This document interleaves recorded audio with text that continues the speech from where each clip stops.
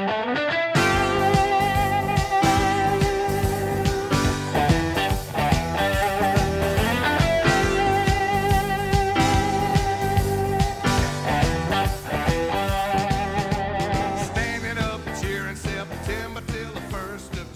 everybody, and welcome to Row 60, a Georgia football podcast. My name is Clark Gaines. Joining me today, as always, Adam Thornton. And this is show number 28. And on this episode, we're going to do something a little bit different. A little bit different, Clark. Yeah. I love it, though, man. A top 10, our first top 10 yes, list. Yes, sir. Adam. A little trip down memory lane, yes. Just trying to fill some time until kickoff, until the news. Right now, everybody's just anticipating. We've talked about it the last two shows since we started this season, that we got some time until, some actual news we go over, till we start going over the roster, preseason stuff. So we thought, hey, why not just go back down memory lane a little bit for this episode, get everybody fired up. Yes. So we're going to do a top 10 favorite games that we have been to, all right? Not top 10 best Georgia games in football history, top 10 games that we have attended live in person. Adam, let's talk a little bit about your fandom. When was the first game that you attended? It started in 2001, so I was 8 in 2001 when I got into it. And I would say this, Clark, me and you both came into a great time of Georgia football. Like right when it started ramping up, we didn't go through the 90s dark ages, the late 80s, all throughout the decade of the 90s dark ages, you would say. Yeah. So we tip our hat to all the more experienced dogs. Let's just say that out there that were there. So everything in our list is going to be 02, 03 up. Mm-hmm. That's where we're going to our primarily is going to be in kind of our time frame from about 02 to 21. Yep. So we apologize if there's any games that you want to hear. We're not going to be able to talk about them because we weren't there. We weren't there. We weren't even conceived. We weren't even thought about being conceived in some of those. Yeah. So, but hey, if you want to talk about some games that we left out, feel free to comment. We'd love to hear it. Post on the Row 60 Instagram, Facebook page. Hey, man. YouTube. We'll do it. That's right. We'd love to hear from y'all. So, I mean, and I'm like you, Adam. I started being a dog early on in the 2000s. Definitely not to your level. Adam here he's seen a lot more Georgia football than I have in my life. But Adam, so let's start off this. Let's just go right into this. I love it, man. Just jump into it. Yeah. So you told me before the show started that you have a list, but they're not necessarily in order, right? No, they're not. Because I think about one, and then I was like, this one was a good one too that year too. Yeah. So it's not going to be a true like my top games. I jotted down on this napkin here because they're all in my head which ones to go over. So I'm just going to pick a random one. I love it. Okay. I'm going to pick a random one. Right, you ready? Well, just pick a random one. I'm going to go 2004 Florida, Clark. Ooh. Let me tell you what happened in Jacksonville in 2004. To set the stage of what happened then was Georgia won that game 31-24. I remember in 2002, that was my first trip down to Jacksonville. There was a lot of hype around that game. Georgia was undefeated going into that game. It was Spurrier's first year out of Florida. Yeah. So Ron Zook's first year at Florida. And obviously, Georgia went on to win the SEC championship that year. And this was when Georgia was going to get the monkey off their back in 02. They won it in 97, the only time during the 90s that they won it during Spurrier's year. Spurrier was gone. Rick's here, clicking on full cylinders. Well, we lose a heartbreaker in Jacksonville that night. It was a night game. The last time it was a night game down in Jacksonville. Lose a heartbreaker that year. Then lose a heartbreaker in 03 as well. I believe we lost a field goal there at the end in 03, like 16-13 maybe. I don't remember. But 04 was like, this has got to be it. This is David Green and David Pollock's senior year. Yeah. We got to win this thing. Florida didn't have a good football team. Ron Zook was, I think, let go the week before or knew that he was going to get fired. So this was Ron Zook's last year in Gainesville for Florida. So coming there, they win the game 31-24, still very close. But I remember David Green rolling out to his left and throwing on the run a deep pass to Fred Gibson down the field. And Fred Gibson came up clutch, and then he just caught a slant pass on his fingertips, streaking across the end zone right there on the goal line.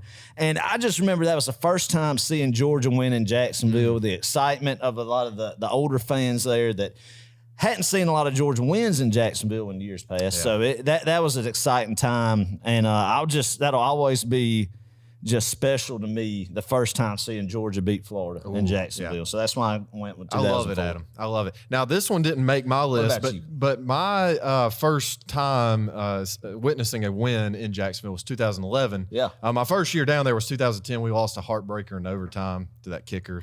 That's when Todd Grantham did the choke on the side. Yeah, that was a weird game. That was a real weird game. That was Urban Meyer's last game at Florida, or last game against Georgia at Florida. And they took in 2010, they took, I think it was a 2-point conversion back. Yes, they did. All the way. Something like that. So it was a crazy game. And it was crazy. Man. But I tell you, that 2011 game was really fun. Aaron Murray had a heck of a game. Richard Samuel came up clutch. The MVP for sure. Yeah.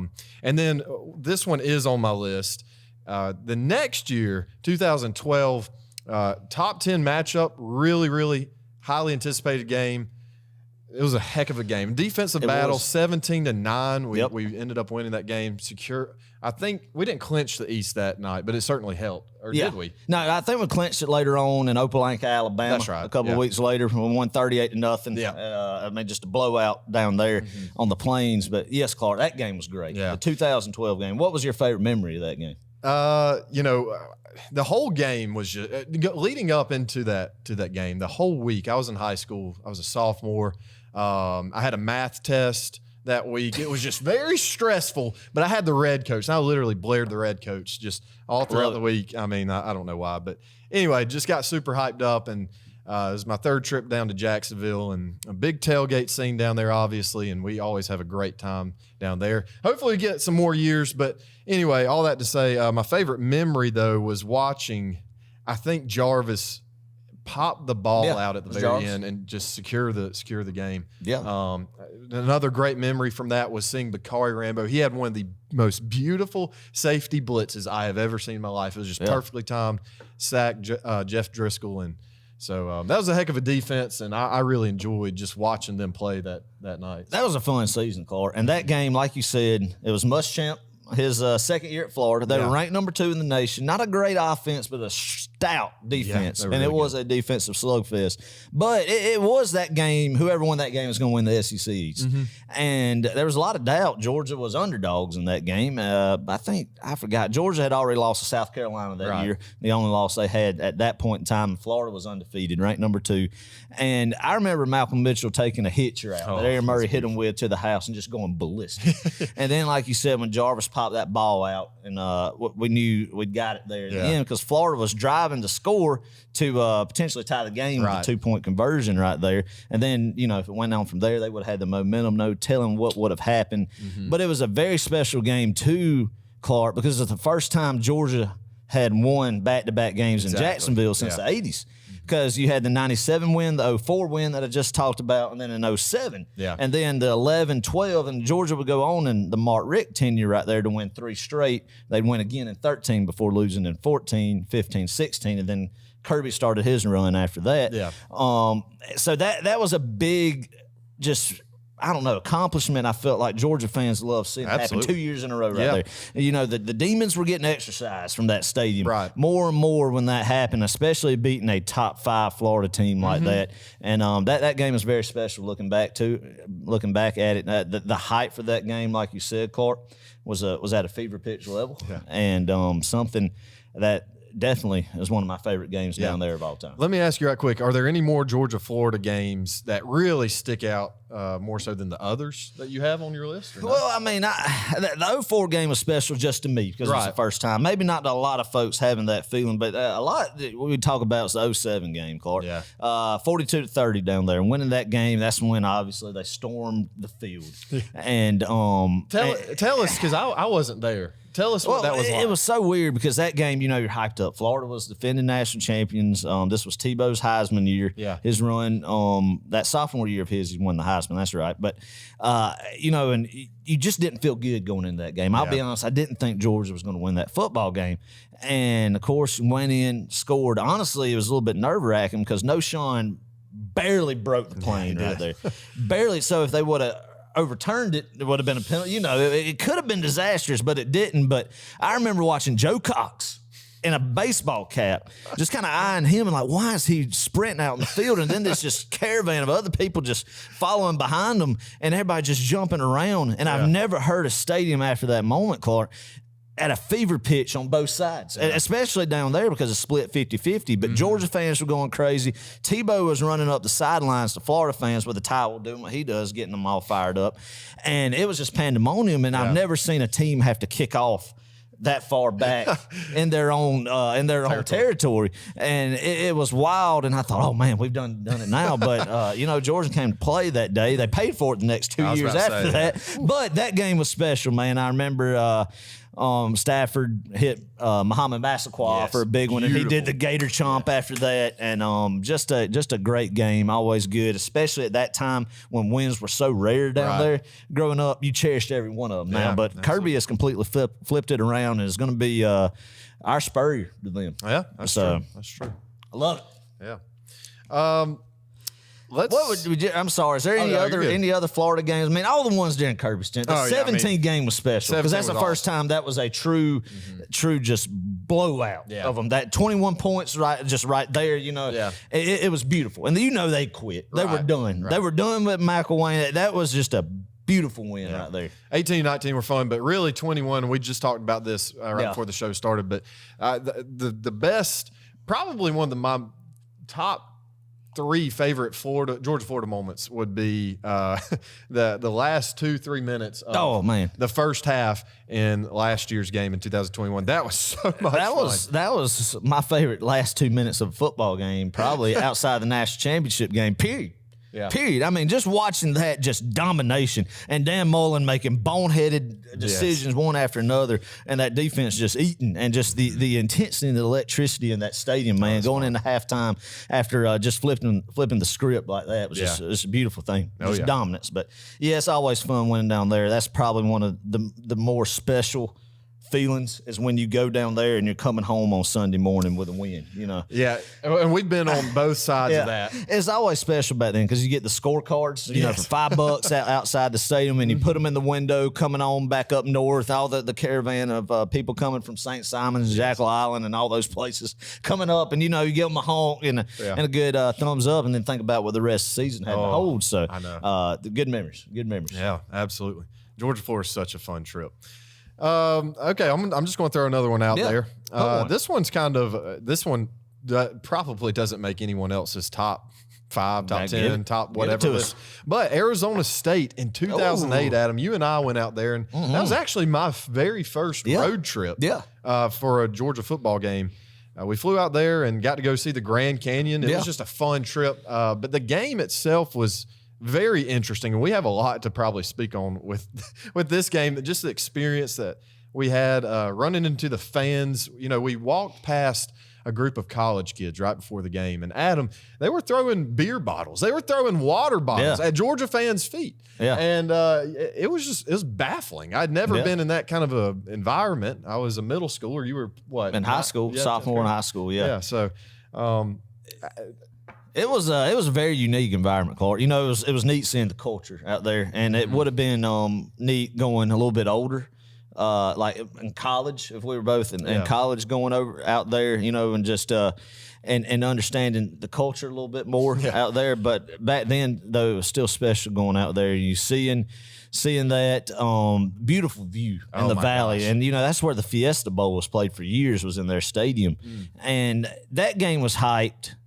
Because Georgia was ranked number 1 preseason that year. That was what, the 3rd or 4th game of the year? Right. Third game of the year. I can't remember. We're ranked exactly. number 3 going into it. We'd already beat South Carolina before then, and ranked number 3, but they slid back a couple spots. But started at number 1. It was after the big 07 year. So that was a good game, and going out there and winning a tough game. I mean, it was honestly closer than I would have liked it to. Right. Everybody remembers that game is when No Sean did the Superman just laying out across the goal line. There's a great picture of it that a lot of people have framed of No Sean doing that. But that's the big takeaway I had from that game. And I just remember it should have been more of a blowout than what it was. But that was a decent Arizona State team. Dennis Erickson was the head coach then. Yeah, they got beat by UNLV, though, right? That year? They might have, yes. Because I remember Adam was sitting there, we're back and forth with some of these college kids, and Adam was sitting there just saying UNLV, and that's all you had to say at that point. That's right. They held up their pitchfork and all that mess. But I tell you, it was a really cool venue. If you've never been out to Tempe, Arizona, you need to go at some point to see a football game if you can. But man, it's a gorgeous environment situated right on the side of a big mountain. Yeah. They played Runnin with the Devil with Van Halen. That was pretty cool. That was neat. It got you fired up there. That was good. That was good interest. And too, Adam, one of the coolest things was to see how many Georgia fans actually traveled to that game. The whole upper deck seemed like Georgia fans. Oh, it was red and black, man. I mean, it started then. The Dawgs traveled. Yeah. And it was a neat environment. It really was. Shoot. All right, Clark. Well, I'll go with mine. Let me just pick a random one right here. Let's go 07 Alabama and Tuscaloosa. That was a good Clark, this game right here, going back talking about that 07 team, that was a special team. It was Stafford's sophomore year. Yeah. He took the starting job. He knew he had it. It's when No Sean broke onto the scene. Right. And this 2007 game in Alabama, what was so unique about it at the time, and you didn't know it, but it was Nick Saban's first SEC game in Tuscaloosa. Wow, I didn't know that. People were jacked out of their minds for this game. Yeah. Neither team at that time was a real great football team. Georgia caught fire later on after losing to South Carolina earlier that year, and then Tennessee, and then at the back half of the year, nobody in the country could beat them. But that team wasn't there yet. Yeah. That 07 team wasn't there yet, and I think a lot of the maturity that it started in Tuscaloosa. Yeah. But I remember just the first time I've ever been to that stadium, and obviously even then it was a historic program and a rabid fan base, but they were fired up about Saban. But at the time, you didn't think of Alabama, at least to us in our generation, like you think of them now. And I remember I was so nervous about that game. I was just so nervous, and it going into overtime, Clark. Yeah. And winning that game 26-23, and Mike Bobo calling the play. Just go ahead, go for it all right there. Yeah. And thinking about it was a risky call. You could have ran the ball, set yourself up in position to at least, hey, you're going to be able to kick a field goal and send it to another overtime. Yeah. But, shoot, it was the first play. Georgia got the ball. Stafford threw a beautiful fade pass, landed right in Mikey Henderson's lap. One and done. One and done. To me, that was Scott Howard's best call. Play action fake to Brown. Stafford wants to go for it all right here. He throws to the end zone. Touchdown! Touchdown! Georgia wins! Mikey Henderson on the reception. One and done, baby. I think that was his best call, and that was at a time where Larry was still with us. Larry was not going to road trips at that point in time, but that was Howard's best call to me. And it was it was a good game. It was a good game. Alabama made a late push there at the end, but Georgia held on, won in an overtime. The look on the Alabama fans' faces were great. And then now looking back on it, not knowing what that program of Saban turned into, it was just a good memory to have. Yeah. I remember watching that one on TV, and man, I was have been elementary school probably fourth, fifth grade. I don't even remember. But just going wild at my friend Colton Bridges' house. Watched that one there. But yeah, that was a heck of a game. And I remember watching it on TV too. They started talking about Britney Spears. Yes, and a pivotal moment of the game. It's like, what are we talking about here? Yeah. I mean, it's baffling. It was baffling. Yeah, one of the announcers says, "What is Britney doing with your life?" And he said, "Britney who? Britney Spears." And then and it was one of the probably the most awkward moment on sports broadcast TV history. Yeah. And I mean, and it was late in the game too, Clark. Right. Shoot, it might have even been in overtime. I'm pretty sure. Well, it was right at the beginning over. Yeah. So, I mean, it was very, very unique, to say the least. Oh, man. Let me pick one. I'm going to go with... Give us one. Give us a good one. I'm going to go with Notre Dame in 2017. Man, that was a good one. God, that one was such a fun trip. I got to fly with the team to that one. In a private jet with Jeer Moorhead and the higher ups of the University of Georgia program. So big deal, big time. Yeah, we had to act on our best behavior there. So, but no, it was a great trip. Notre Dame's campus is gorgeous. Oh, it was, man. I mean, listen, I love Athens, Georgia. Yeah. I think we do have the prettiest campus in the South. But in the North, I think Notre Dame's takes the cake. I mean, and I haven't been to many, but from what I have seen, my goodness gracious, it is gorgeous. And the chapels and the, I don't know, is that what they call them, chapels? I believe so. Yeah. We're going to go with that. Cathedrals. Yeah. You know, cathedrals. I don't know what the Catholics that's what call you're looking for. Yeah. Cathedrals is definitely the word. Yeah. But even the stadium itself, we got a tour that Friday before the game, and we got to see the brand new locker room, and their away locker room is better than I'd say nearly every other home locker room in the nation. It's insane. It's beautiful. But the stadium is just so historic. We've seen, Rudy, the movie Rudy, he played there, and it's just iconic, right? Touchdown Jesus. It's really cool to see all of that. But the game itself, I mean, man, you talk about a big win for Kirby Smart and his tenure. Yes. That one may have been the start of the beginning of his run. Exactly. That's what I was going to say, Clark. Not only was the trip for fans the beginning of some of the most memorable we've had the past 5-6 years, it was also the beginning of that program. Because 8-4 year, you win the Liberty Bowl at the end. I mean, it was all right for a first-year head coach, but winning that game, the second game of the year, going up to South Bend, Indiana, against Brian Kelly, who has established that program, been there for a long time then. Two teams that were, I think, separated by maybe – both of them were in the late team, maybe like 19 and 20, right? 19, 20, 18, 19, something like that. Definitely, Georgia was definitely not a top 10 team in that ranking yet at that time. But that game probably catapulted Georgia to what you saw that 17 season turn into, and helped build the foundation eventually, just building blocks up to what we just experienced this last year. But what I remember about that, Clark, was it was so special. We flew into Chicago. I remember the Cubs game the night before, just going to see Wrigley, and how many Georgia fans It was were there. unbelievable. Cubs fans were in the middle of a pennant race that year, and they got upset because the Georgia fans were disrupting their game, because people were barking, doing the Go Dogs, Sick 'em chant, UGA chant, and you almost had to just pinch yourself being there like, wow, I never thought I'd be in Wrigley Field with this many Georgia fans.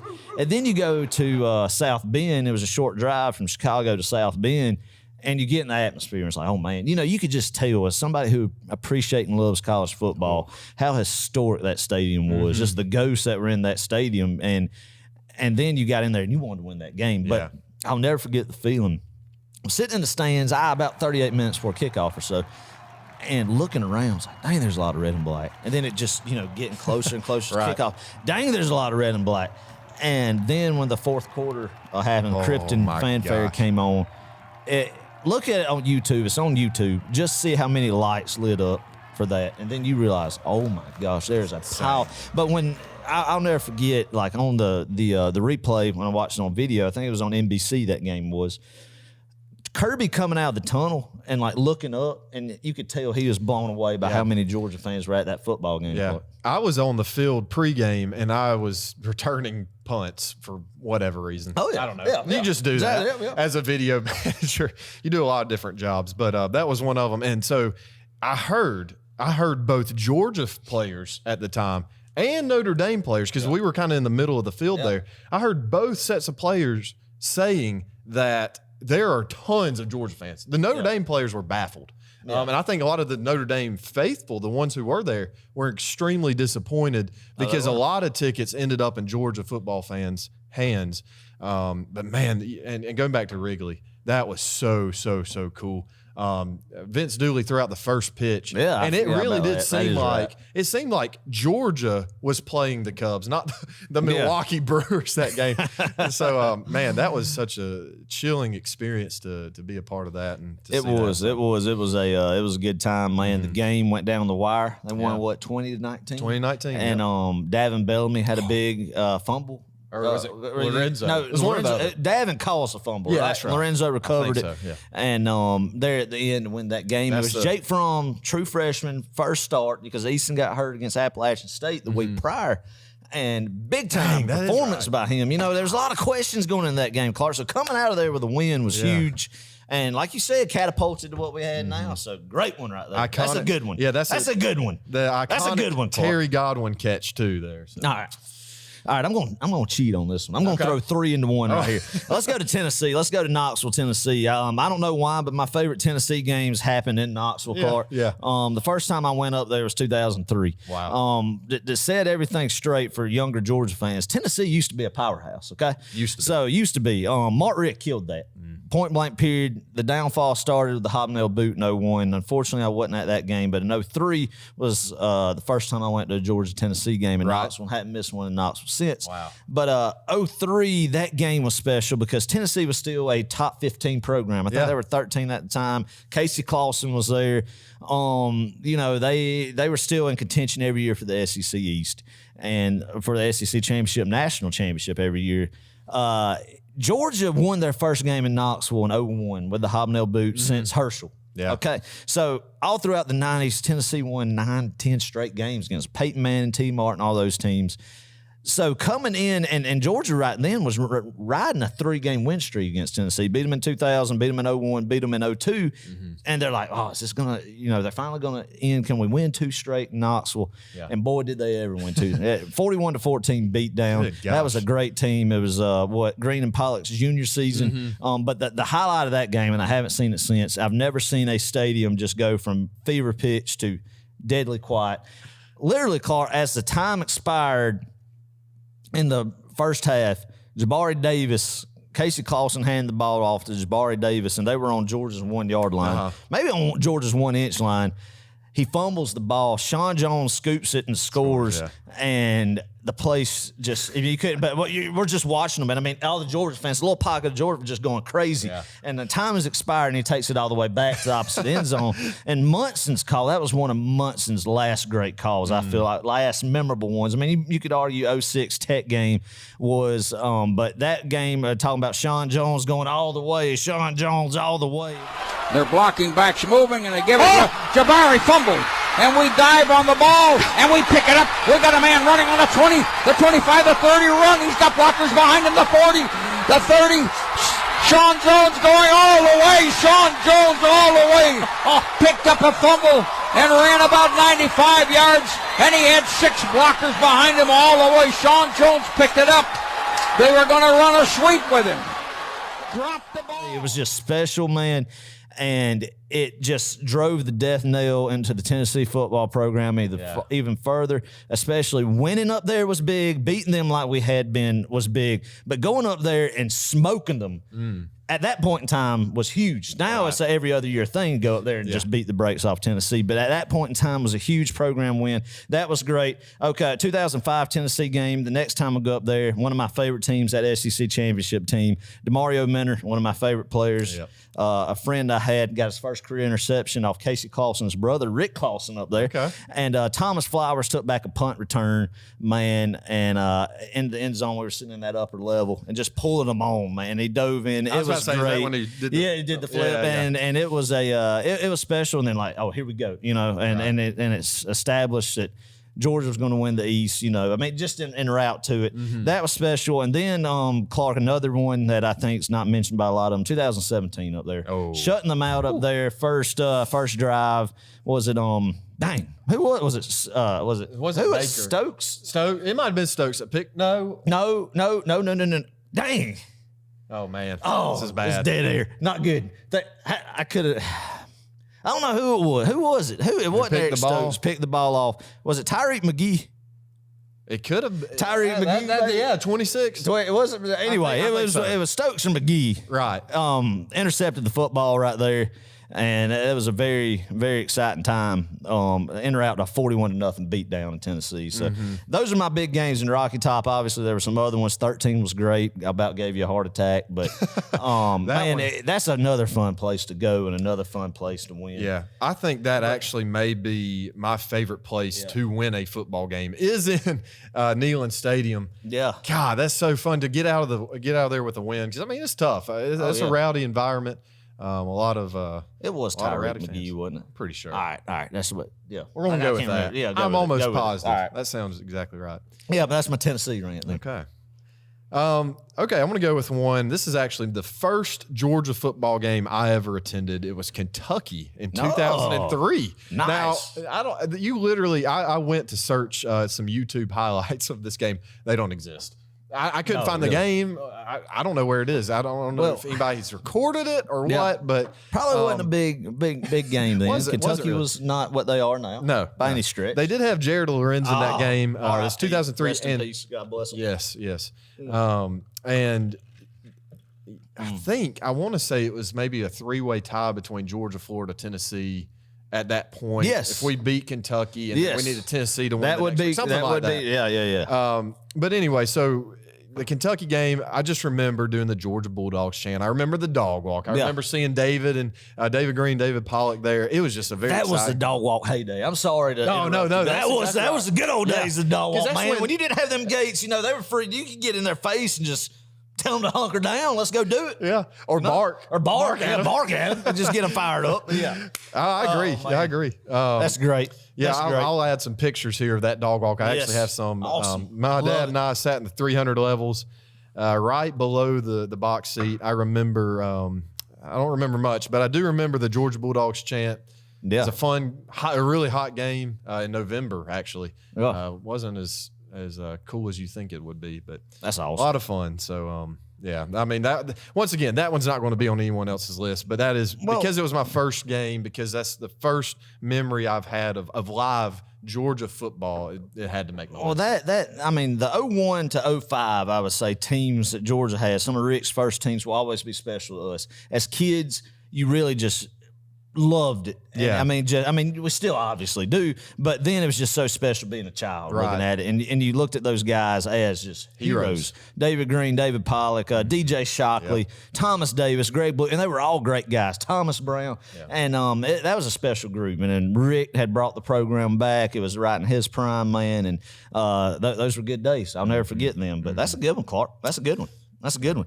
Shoot, touching off that, let's go a year after your 03 game. Okay. Let's go to 2004. And this, Clark, is probably the game that I think Sanford Stadium was the loudest. I mean, I think people can argue that the blackout was. I think people can argue that 2013 LSU, Arkansas this past year. But to me personally, the loudest I ever heard Sanford Stadium was 2004 Georgia versus LSU. Ooh. What made this game so special, Clark, was Georgia lost to LSU twice in the 2003 season. One time in Baton Rouge, and then a close loss in Baton Rouge, and then blew out in the SEC Championship in Atlanta later on in December that year. But this 04 game was the revenge. Nick Saban was the head coach. This was his last year at LSU, and Kirby Smart was on staff as well with him that year. And Muschamp, and Muschamp, man, Jimbo Fisher. It was big, but I just remember David Green, I think, broke the record for most touchdown passes thrown in a game. I could be wrong on that for Georgia, but I think he had like 5 touchdowns. I just remember he went back and forth between Fred Gibson and Reggie Brown, and Pollock had a big play. And, I mean, they were hyped. The fans were hyped, man. And they won the game 45-16, and it was just getting that LSU monkey off our back after the pain from last year. It was very exciting. I was 11 at the time, and just really enjoyed that. Oh yeah, that was a good one. Yeah. That was a good one. I like that. That was a good one. Yeah. Speaking of LSU, LSU 2013 was also a good one. Man. I wasn't there the 04 game, but that 13 game was insanely loud. College game day rolled in for the first time, and I think since Alabama in 08. Yeah, that's right. I think that's right. That is right. Really big game. Adam and I got on College game day with Vince Dooley. We'll post a picture on YouTube for y'all to see. Painted up. That's right. We got there at like 4 a.m. in the morning. Something like that. That's right. And painted up. That was a great time. But heck of a game, man. And just – wow, really, really loud. It went back and forth. We ended up winning, I think, 44-41. Is that right? Yeah, it was. Jordan Jenkins leapt over a tight end trying to make a block. Yeah. Oh, man, that was a great game, really. It was a good game, and that was the high point in the 2013 season. Was that win? Absolutely. That was fun, Clark. That was what I remember about that day was just how electric the stadium was at the end of that game, and the resiliency of the defense to get that stop there at the end. But I tell you, I'll go with staying on course with LSU. I'll say, honestly, if I had to rank one outside of kind of what we've just went through last season, 2005 SEC Championship against LSU. The 0-2 one was great, but 05 for me was so special because I didn't see it coming. Honestly, you thought Georgia was ranked number 13, LSU was number 3. Now, keep in mind, folks, that Hurricane Katrina decimated New Orleans a few months prior to this game, and it was almost like destiny that LSU was going to win this football game, win the SEC championship. Les Miles' first year in Baton Rouge. Horrible thing that whole family community's was up against, and it was it was LSU against Georgia against the world. You know, basically everybody was cheering for LSU. I think they've been playing football 10 straight weeks without a bye week because the schedule got reshuffled. But Jamarcus Russell, one of the biggest busts in NFL history, who would go and be the number 1 draft pick, was their quarterback. And I remember Georgia's defense that year was so good. So much veteran leadership. Will Thompson got after him a couple times. But to start that game off, Georgia jumped on them fast, man. DJ Shockley threw 2 bombs to Sean Bailey. Both of them to Sean Bailey in each corner of the end zone to start it off like 14-0, just like that. And here we go, man. Was that the Tim Jennings pick? Yes, and then later on in the second half, Tim Jennings got a big, I think it was the second half. I need to go back and rewatch that game because those are good memories. But Tim Jennings, yes, he picked that ball off. And Matt Flynn, another guy who took over for Jamarcus Russell, came in the game, who was a solid shoot backup for Aaron Rodgers for years in Green Bay. And actually won the national championship as a starter at LSU in 07. He's the one who threw the pick to Tim Jennings there at the end of that football, or later on that football game, and I think Georgia won 34-14. But you didn't see that one coming. That was the SEC championship you just didn't see coming, much like the 17 one against Auburn. But that was great. Shockley, that year you didn't see it because Green, the guys we just talked about, Green, Pollock, Thomas Davis, some of those guys on both sides of the football were gone. There was a big core group of leaders like what we just lost in Athens this previous year that had left, and you weren't thinking, it's not an SEC championship. A lot of people were thinking we missed it in 04. We should have gotten 04 again. And but coming out there and DJ Shockley waiting his turn, which you would not see today. Somebody loyal, but he waited for so long till his senior year. A very talented guy to get his chance. Then he goes that whole year, plays great, gets hurt. And I think the reason Georgia would have been undefeated still to me, they would have beat Florida. They would have beat Florida that year if Shockley had been playing. And I think him not fully recovered why Georgia lost Auburn there at that game. So it could have been undefeated, but still one of my favorite all-time Georgia football teams, SEC champions. Great memory I have there. Yeah, I like it. The old Georgia Dome, baby. Love it. Yes. Let me pick one. Pick one, Clarkster. Pick one. I kind of want to save this one, but we'll save it. We'll save it. Okay. All right. Well, you know what? Hey, it's your call, man. It's your list. We'll stick to this one. This one's actually in my honorable mentions list, but Mississippi State in 2017. Oh, that's a good one, That Clark. one's a really good one. That is a real good one. I like that one. I remember. This one was also another one I was on the sideline for, and I remember Kirby. He made that they wanted to look at the defense first, how it was lined up and everything for the flea flicker. And I remember Kirby.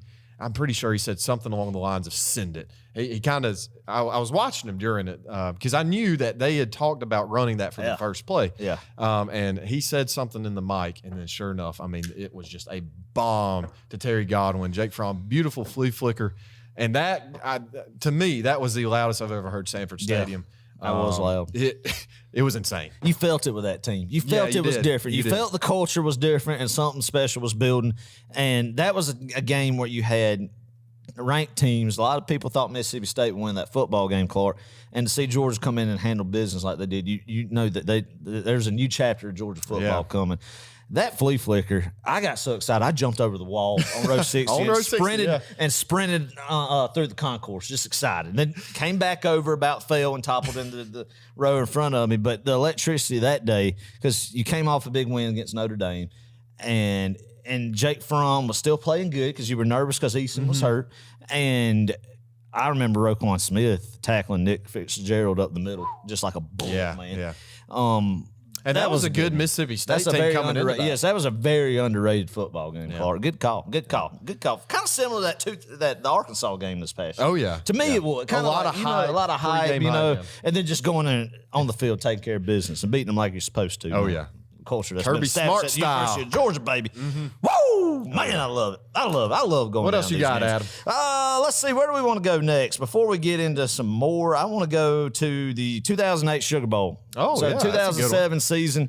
2 bad losses. We talked about that earlier to South Carolina and Tennessee. But at the end of the year, Clark, I will go to my grave saying Georgia would have beat LSU in the SEC championship and would have beat Ohio State in the national championship. 100%. Yep.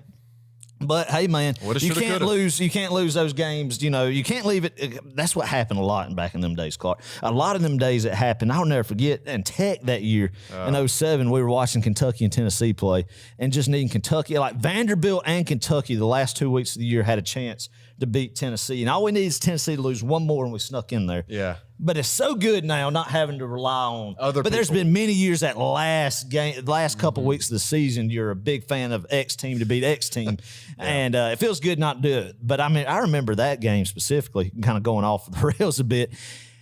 The Georgia Tech game in 07, we paid more attention to the Tennessee-Kentucky game that people had those little handheld radios with the antenna or TVs. Right. And everybody was gathered around them in the upper deck up in Atlanta cheering on Kentucky, trying to win that game in overtime, and they didn't. But anyway, so Georgia goes to Sugar Bowl. And back then, Clark, what's so special about it, man, was those games meant something. The BCS Bowls back then, even if it wasn't the national championship, was still something you got fired up about. I don't know if now we're just spoiled or it's just what the landscape of college football is with the playoff, but back then you got so hyped about the Sugar Bowl. Same with the one against Florida State in 03. Yeah. That one was special as well. But this one, I remember black jerseys again. Yeah. Back broke out. Matt Stafford.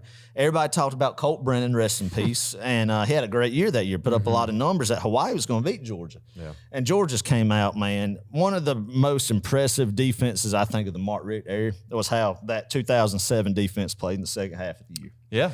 I mean, especially that game. Marcus Howard hitting Colt Brennan and him fumbling on the goal line is still one of my favorite pictures of all time. Yeah. And how loud I was sitting in the end zone when that happened. It was funny. Right off Hawaii's first offensive possession, there's a Hawaii fan. He was an actual native Hawaiian. Right. Was in the rows in front of us. And, of course, everybody's loud, getting up, getting excited. And he turns around to everybody, and you can tell he's making this motion going, shh. They can't hear. They're like trying to quiet the crowd because their offense couldn't hear. And I was like, bless his heart. This is going to be. Oh, God bless this is going to be a wake Welcome up to here. the South. So 41-10, man. It was exciting. And also after that game, you got hyped up about the 08 year because you had a lot of them guys coming back. And I'll never forget it. Great time in New Orleans, man. Yeah. It's when the Sugar Bowl was really special to go to. Yeah. And I still have my Sugar Bowl 2008 blackout shirt. Yeah, not a playoff Sugar Bowl. I mean actually just Sugar Bowl. Right. Generic Sugar Bowl. Mm-hmm. You know, you still got excited about that. I missed that, so that's one. I like it, Adam. Go ahead. Well, speaking of bowl games, let's just go ahead and talk about the elephant in the room. The Rose Bowl. Woo, man. Gosh, 2018. What a trip. And this is one we both attended. I got to travel to this one as well with the team. And just that whole week leading up into it, knowing the significance of this game, if you beat Oklahoma, if you beat Baker Mayfield, you're in. You're in the national championship for the first time in 30-something years. It was just really you just knew. It's like one of those times where you know you're living in history. You know? Yeah. I don't know how to explain it, but the moment we stepped foot into the Rose Bowl, I just got goosebumps, man. That's one of those places where every single college football fan has on their bucket list. They got to go to the Rose Bowl, you know. And, I mean, you can't put it into words. You can't put it into words, Clark, where that stadium's located. Because you think Los Angeles, Pasadena, like in the middle of, an urban area. But no. I mean, the ride there, I'll never forget. Of course, we got there early for the Rose Parade, and the sun was barely coming up, and it was cloudy and foggy that morning. And you see the Rose Bowl sign lit up. And I got a tear in my eye, Clark. Really? When I first saw it and that view of the mountains in the background, she's looking at me, my wife is right now, because she knows it was true. Because I teared up thinking, we're here, man. And of course, it was the first time experience in the playoffs for Georgia. So anyway, I didn't mean to hijack that. No. That's I want your input on this. I do remember pregame. I was in the locker room, and Mel Tucker, who is now Michigan State's head coach, he actually gave probably the most beautiful pregame speech I've ever heard in my life. And I cried at him in the and I had to turn away. I didn't want players saying I was crying. He got the video manager, Jack Clark. It might not have been the defense, but he got the video manager. Oh my gosh. That's good to know. But anyway, I did shed a tear. I mean, it made me so proud to be a Georgia Bulldog. I wish I could have recorded it. Right. I don't even remember exactly what he was saying, but I think it was just that moment of, hey, we're about to play in the college football playoff for the first time. The Heisman Trophy winner. Against the Heisman Trophy winner, yeah. Historic blue blood program. Right. I mean, it was everything. It was so cool. And the Oklahoma fans were wild. I remember that week too, Baker, there's a lot of rumors that Baker had the flu. Yeah, I remember that. You could, I don't know, it was just, it was really fun. And then obviously the game itself, exhausting. It was exhausting. Yeah, first half, it was exhausting. All of it. It was really the whole thing, but especially the first half. And you almost got to a point in the first half of that game where you had to tell yourself, okay, that we're getting there. We're closer. We're just not there yet. We're not there yet. This team is good. We're really, really good, but we're just not there yet. I looked at Kelsey, my wife, at halftime, and I was going to go get some popcorn or a hot dog or something at the concession stand, and I was dejected, but I looked at her and I said, I'm just glad to experience this. It's a blessing just to be here, like kind of like you said, your feelings, because you didn't feel like you were ever going to stop them. I know. Like, you felt good about our offense putting some points on the board, but it was just like, this is the most unreal offense you've ever seen. And Baker Mayfield was such a player. You just thought, I don't know, I just thought that I don't see how we could come back. Right. And nobody will ever remember or think about how clutch Tay Crowder stopping that squib kick. Yeah. That was huge. Yeah. To be able to set up in field position. And then Rodrigo makes a record-breaking field goal there, too. Big on him to make it, that was it, 31-17 at half at that point? Is that right? Or 20. How do I remember this? It went from 17 to 14. Is that not correct? Right. It made it like a 2-touchdown game. Yeah. Yeah, 14. I'm sorry, about point the deficit. Yeah. Something like that. But that was huge. And then Rodrigo kicking that field goal. Yeah. I was actually funny story about that. I was in the locker room at that point, and I'd gone in. I was just kind of checked out. Baylor, shout out to Baylor. He's a listener, loyal listener. Friend of the show. Friend of the show. That's exactly right. Anyway, me and Baylor were in the locker room, and we had this big, old school projector. And anyway, we were in there, and I remember everybody coming in, and they were kind of jacked up. They were like, "Great kick, Rod," and "Great kick." And it's not like there was a TV or anything in there I could watch, and I didn't know we had made a field goal, which did end up changing the game for us. So, and then the halftime speech was really cool. Kirby, you would think at that point he would just be all over them and just wearing them out and dogging them and everything, but he was really calm about it. He said, "Listen, we have everything we still want to do right in front of us. We just got to go out there and do it." So, and then, man, I mean, the overtime, good gosh almighty. Oh, it was special, Clark. It was special. But yeah, building that confidence in that second half, like, oh, here we go. When we tie that football game, here we go.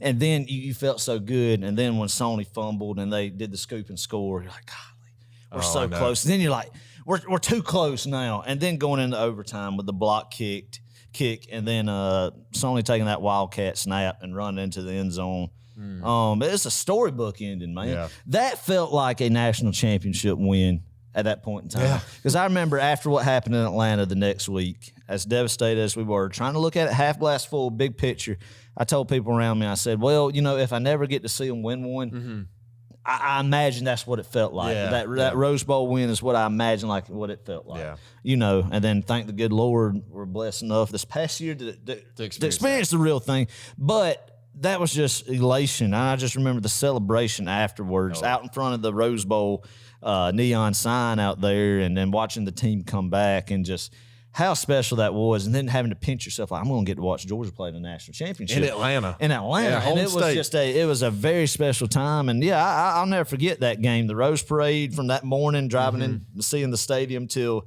leaving the parking lot that night. Yeah. One of the top 5 moments of my life Yes. was being on the field and storming. When we saw, because we had a weird angle at it, but when we saw Sony kind of turn the corner there, everybody kind of just shifted onto the sideline. And then as soon as I saw Kirby on the sideline, and everybody else started making their way, I just darted. I darted to midfield. And it was special. About hit Quavo. It was special. About knocked over Quavo. a millionaire. So Rapper, right? Rapper. Yeah. Yes. That's right. Oh, man. dang. God, it's so much fun. I wish. Good times. I wish I could relive Good that. times. Yep. Well, I tell you, I got a bunch, and I'm not. It's not 10, but these are games that have to be mentioned. Yes. So let me Go go ahead and throw another one out. It wasn't quite the Rose Bowl, and it wasn't quite the year of the 2017 Georgia Bulldogs, but the 2009 Georgia Tech game in Atlanta was the bright spot of that 09 season, and that kind of game. If you think back on that year, you're going to remember this one, Clark. Yeah. Not a very good Georgia football team. I think finished going to the Independence Bowl, beating Texas A&M before they joined the SEC. Beat them in the Independence Bowl. But that Tech game, Clark, what was so special about that game was you didn't think you were going to win that football game. Mm-hmm. You know, Georgia hadn't lost to Georgia Tech in Atlanta since 99. Tech had upset Georgia, Paul Johnson's first year in Athens the year previous in 08. And you felt like, oh, you're going to lose 2 in a row to Tech again. And, you know, you ask Jim Don, and you don't start losing a couple games in a row to Georgia Tech. That's not good. So that kind of mindset was creeping into the Bulldog Nation. And it was a night game I'll never forget. And the hype, God, their fans thought they were going to blow us out. And I did too, honestly. But that was the we run this state game. And the thing I remember was sitting in the upper level, you know, and I mean, you know, you've been there at night. Yeah. That upper level was higher than the stadium lights. So you're in the complete dark. But at the beginning of the second half, and I felt really good, like, oh, here we go. Caleb King and Sean Ely, 2 names, just crazy. You think about it. Took over that football game, and Caleb King busted, I think it was around a 70-yarder, running straight towards us, man. They could not stop the run game that night. Yeah. And it was special. That game, I went crazy. I showed my tail. And did you get in trouble for it? I got in trouble for it. Yeah. I was dating a girl at the time, a high school girlfriend, came to the game with me and broke up with me after that because I showed my tail too much. It was a good thing. So so I mean that's how it went down. Then. I mean, I lucked out. It was all meant it was supposed to be, and I wasn't traded thing for it because dang, if you can't handle how I act at a Georgia football game, I don't need to waste no time with it. Exactly. And that's a good lesson for all you young folks out there. If you are pursuing a woman and you get crazy about anything in life, Georgia football, you take them to a game, and if they or a concert, whatever, but us in this podcast, a Georgia football game, and if they can't handle the real you, don't waste your money on them anymore, man. Don't waste your money on them. Just delete their number, man. Just get rid of them because you don't need that kind of negativity in your life. You need to be with someone who lets you be you, like we got now. But anyway, sorry, I went a little bit, but yeah, that happened.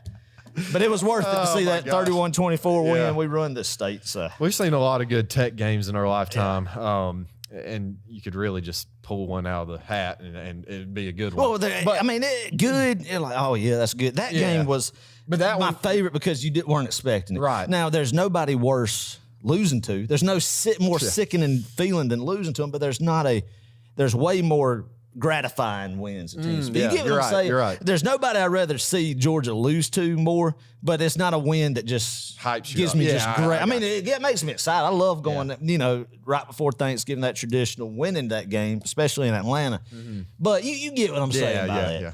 Well, I tell you, there's one that looked like we weren't going to win for a little bit. That was Georgia Tech 13. Oh, Clark, that's a good game. Yeah, that's a real good game. That one, with Hudson Mason. Yeah, right after and Gurley. Yeah, we were down 21-0 at halftime. Yeah. Clark. That place got rowdy, and I got there, and we were sitting up there together, weren't we not? And we were talking, and we're like, "My gosh, man, what just happened? Like this can't happen." And then we went to overtime, and we finally just persevered, and we got through with that game. I mean, what a weird year. Yeah, we could do a whole podcast on the ups and downs of the 2013 season. Yeah, that one would be the cardiac. The cardiac dogs, they really were. My goodness gracious. And I'm sure we've mentioned this on the podcast before, but as we were walking out of that stadium, I remember watching the Auburn Iron Bowl kick six game. Because you couldn't, because I mean, one score was, you couldn't figure out what happened to make that score go. Right. And then you heard some. No. Go ahead. But you just heard some random Georgia fans cheering. I mean, I don't know why, but I guess some people just hate Alabama more than Auburn, and others hate Auburn more than Alabama. I hate Auburn more than Alabama. I hate them both. I hate them both too. As much as I hate them both. But anyway, oh man, what else you got, Clark? I'm going to throw another one out there, more recent one. Notre Dame in 2019. Oh, that's an interesting game. Look, I don't cry very often at Georgia football games. I've only cried maybe about 10 times. Only 10? Only about 10. Yeah. That one was definitely one of them. I boo-hooed. Pre-game. We didn't even kick the ball off. I boo-hooed a little bit. That was a loud And it was environment. because, like, everybody, 60 minutes before the game, the stadium was full. It was, I'm not exaggerating either. It was full. Yeah. And you want to talk about a game that had been hyped up. My goodness gracious. Years, man. Since 2017 when we beat them. Or, well, even yeah, before when that. it was announced in like 14. Because I remember in 2014, I believe it was, or 2000, no, it was 14. They announced that series. Yeah. And you thought about that from that time forward, what it would be like to go to South Bend. And then the return trip a couple of years later, like you said. Yeah. But man, it was loud. First time the lights show. Yeah, you're right. Yep. Yeah, so because we beat Alabama debuting our lights, we did. So it was always good to beat Alabama, especially when you got to put your lights out. Right, they probably had the lights before we did, but we showcased them. We showed the world first, so therefore they were copying us when they got. I think it was Tennessee, maybe that they used them. Yeah, that sounds last right. time. That sounds right. First time, but anyway. That was a good game, Clark. Very loud. There were some offensive struggles, if I remember, but Georgia won. Defense prevailed. They had Ian Book, NFL quarterback. I remember the tailgate scene that day was really neat. A lot of people there. A lot of people stopped by our tailgate, and then just the atmosphere of the stadium. You're right. That's what sticks out to me. Another big win, Kirby 2-0 against Brian Kelly at Notre Dame. Yeah. Was College Game Day there? Yeah, they were. Yeah, they it was there. Yeah, That's right. Yeah, it was there. That is correct. All right, Adam. That was a good one. What else you got? I got a couple more, Clark. Just All right. real quick. I'm going to throw out a few of them I have. I was sneaking them in here. I just got to jot down the list. I got to make mention of this. Two big ones. Two big rivals besides Florida, probably the teams I hate more than anybody. Let's start with Auburn first. Okay. Auburn let's save the best Auburn game for me for last. I think two games that I really enjoyed. Both of them were in Athens. Both of them were revenge games, Clark. First was the 2011 Georgia-Auburn game. A season that really doesn't get a lot of hype. Yeah, big Florida that year. But obviously 2010 was the Cam Newton fraudulent national championship run that Auburn had. And then the Nick Fairley stuff that happened in Opelika the previous year. And you could just tell it's been building for a whole year. Yeah. So that was a terrible Gene Chizik coached Auburn football team. Blew them out 45-7. Yeah. Blew them out 45-7 at home. That was very gratifying for me. It was my freshman year at UGA, and I really wanted that one. I thought a long time. At that point in life, I was really a year straight focused on that Auburn game, and it lived up to expectation. School. No, not your academics. But really beating Auburn. It didn't matter. I just wanted to beat Auburn that bad at that point in time. Yeah, not the players. You beating Auburn, and I was fired up about that one. And then another one after the prayer at Jordan Hare in 13. They come to Athens in 14 with Gus Malzahn, and I think it was like 34-7. I don't remember the score. I think it was 34-7. That was it. And big win right there from Hudson Mason. Then I remember, even though it got called back, it was Todd Gurley's return.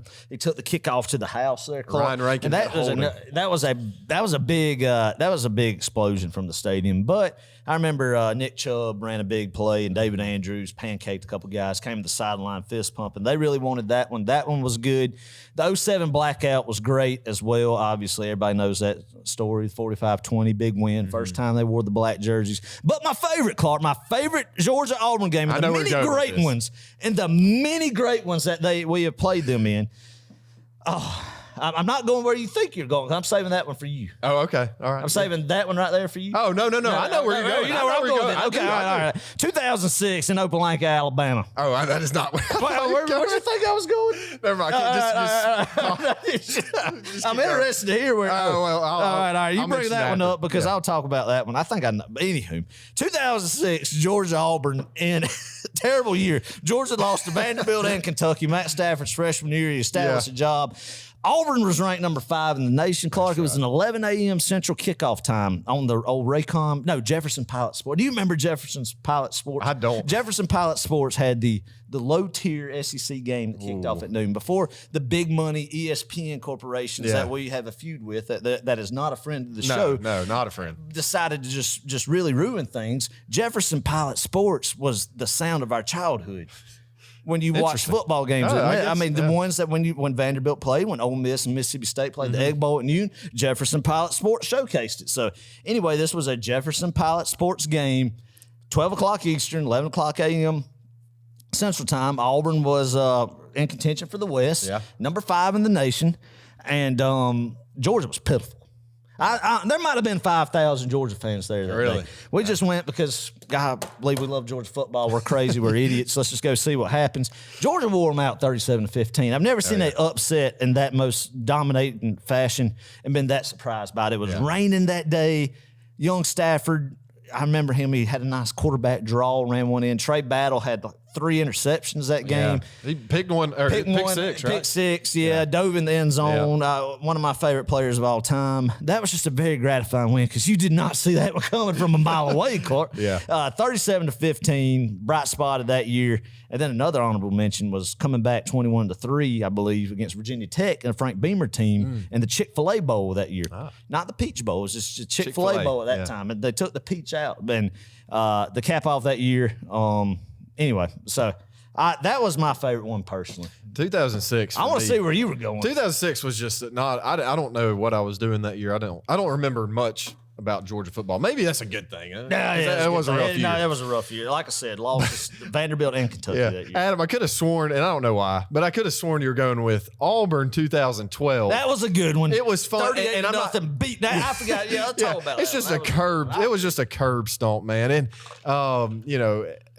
that game at Auburn was atrocious. I remember that was the first time I've ever seen, seen a sporting event where people wore paper bags over their head. Yeah. They were awful. That was Gene Chiswick's last year. He was out the door. I remember that's when Georgia clinched the East. Yeah. Jarvis Jones and the boys came in the stands. And we had that video of them coming. We have to put it here on YouTube. But post a link to it or something. But that was special. That was a good game. That was a good game. That was a. It's not like top tier. But a blowout there, it was very fun. Very satisfying. I agree. Half the stadium was Georgia fans I agree. too. So that's a good one. All right, sticking with Auburn, kind of the elephant in the room with this one as well. SEC championship game 2017 avenged our one loss that regular season. Adam, what do you remember about that game? Clark, I'll be honest with you. I remember not being very confident going into the game because a couple weeks before it was so lopsided. Yeah. Similar kind of. It was kind of a different feel though from Alabama this past year. This one was more of a. I don't know. It just didn't feel like we were going to be able to do it and stop their. I thought their offense was so explosive with Kerryon Johnson and Stidham and those guys. And then especially when they marched down. Do you remember early on they marched down the field and scored? And that was their only touchdown of the game. Because the final score was, 28-7? I remember the block field goal. That changed a lot of momentum. Yeah. And then I remember, obviously, when I knew it was going to happen, and I'll never forget the celebration and the feeling there that we're going to go watch Georgia play in the playoffs is when DeAndre Swift rounded that corner as a freshman and took it to the house. And Kirby ran right with him. Yes. But that was a special night. That was very fun. Game that will always stick in my memory. Yeah, I'm with you. Till the day I die. I'm with you there. Any more on your list? Just one more. Okay. One more I'm going to throw in there. One more other team. Obviously, living where we live, we do not like the Clemson Tigers. Oh, no. So I have 3 Clemson games that really stuck out. Okay. Obviously, this year, beating them after hearing so much since they've gone on their runs with Deshaun Watson and Dabo and Trevor Lawrence. Yeah. Even if it was just 10-3, that upset and what set the tone for. I couldn't imagine a more special win to open up a national championship season. I agree. Than beating a top 5 Clemson team. They were number 3 at the time. That was very special. Me and you really enjoyed that game. Seeing that and kind of just establishing, knowing, it just set that even though Clemson's gone on this run since last time we played them, Georgia still owns Clemson. Right. That's kind of what this year or this past year established for me. Another one, 14 Clemson game to open up the season. Ran all over them. Didn't expect that to happen. Nick Chubb's first game in Athens. Todd Gurley, just a stable of running backs. Really impressive day that day. And then probably one of my favorite Clemson games was in Death Valley, 2003 season opener, the hottest football game I've ever been to. I'll never forget they had an All-American cornerback, Justin Miller, one of the first possessions of the game. Fred Gibson burnt them deep. David Green hit them deep, and it set the tone, 30-0 beatdown in Clemson. Open up the 2003 campaign. Nothing better than beating the Clemson Tigers. Yes, sir. At least where we live. That's right. That's right. So, yeah. All right, Adam. Last one on the list, and this one is one from this past season. Once again, we it's probably the best one, right? Yeah, here we for all tried. of us. We That's tried. right. We tried to leave out a lot of the ones from this past season. Yeah, But got to mention this one, the Orange Bowl, 2021 Orange Bowl. Yep. Adam, what do you think? What was? We talked about this one before, and we had a whole episode on it, but just general. Was this more special than the Rose Bowl to you? Ooh, that's tough. You know, I don't know. I think Rose Bowl has a slight edge against the Orange Bowl. For me. I think the game was at the Rose Bowl was better as far as the more excitement of the win, because it got so lopsided. You knew early on with the Michigan, but the memories I have with family, friends, I think was more special at the Orange Bowl this past year to me. I think driving into that stadium and going down all the way to Miami, and you kind of had that feeling like, golly, you just didn't know what to expect. Yeah. You didn't know what to expect. Coming off of, it was completely different because you came off a SEC title in 17, and obviously this past year, you didn't. And you didn't know what Georgia team was going to come out there. You felt good about it on paper. They should beat them, but you just didn't know. But you knew early on, and it was just dominance early on. And you sat back and you enjoyed that game. You enjoyed seeing the Michigan fans just with a shocked look on their face. You enjoyed just beating the mess out of a blue blood and Jim Harbaugh like that.